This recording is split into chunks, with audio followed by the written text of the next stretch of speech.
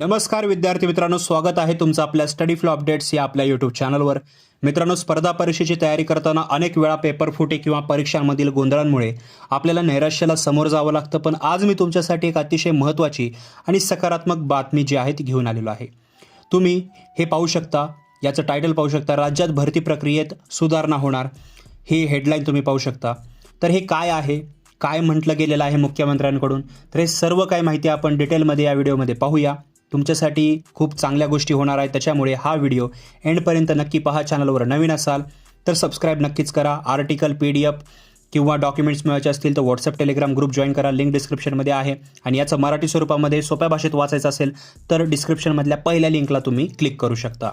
राज्य शासनाने भरती प्रक्रिया जी परीक्षा प्रक्रियेत खूप मोठे आणि पारदर्शक बदल करण्याचा निर्णय घेतलेला आहे।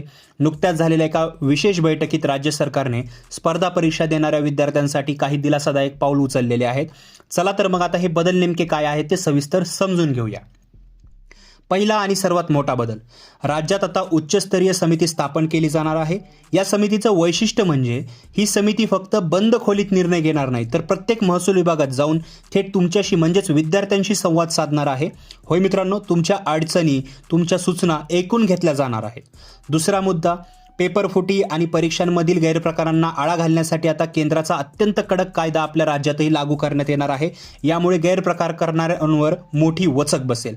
आणि तिसरी महत्त्वाची घोषणा, परीक्षा सुरक्षित वातावरणात पार पडाव्यात यासाठी राज्यभरात तब्बल 25,000 सुरक्षित क्लासरूम्स उभारण्यात येणार आहेत। तर ह्या सगळ्यात मोठे हे 3 मुद्दे आहेत।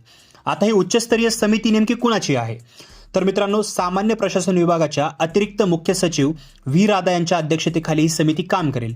यात राज्याचे पोलीस महासंचालक सदानंद दाते, माहिती तंत्रज्ञान विभागाचे सचिव वीरेंद्र सिंग आणि इतर वरिष्ठ अधिकाऱ्यांचा समावेश असणार आहे। म्हणजे एकदम भक्कम अशी ही समिती असणार आहे जी आपला अहवाल सरकारला सादर करेल। विद्यार्थी मित्रांनो, शासनाचे हे पाऊल नक्की कौतुकास्पद आहे, पण आता खरी गरज आहे ती म्हणजे या निर्णयाची वेळेत आणि काटेकोरपणे अंमलबजावणी होण्याची। तुम्ही प्रामाणिकपणे जो अभ्यास करत आहात त्याला नक्की यश मिळेल। तुमचं या नव्या निर्णयाबद्दल काय मत आहे?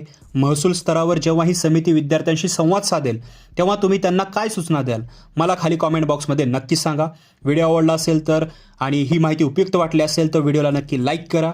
आपल्या सर्व अभ्यासू मित्रांसोबत हा व्हिडिओ शेअर करा आणि अशाच अचूक आणि खात्रीशीर माहितीसाठी आपल्या स्टडी फ्लो अपडेट्स या चॅनलला सबस्क्राईब करा विसरू नका। अभ्यास करत राहा। भेटूया पुढच्या व्हिडिओमध्ये एका नवीन माहितीसोबत। तोपर्यंत हा व्हिडिओ पाहिल्याबद्दल धन्यवाद।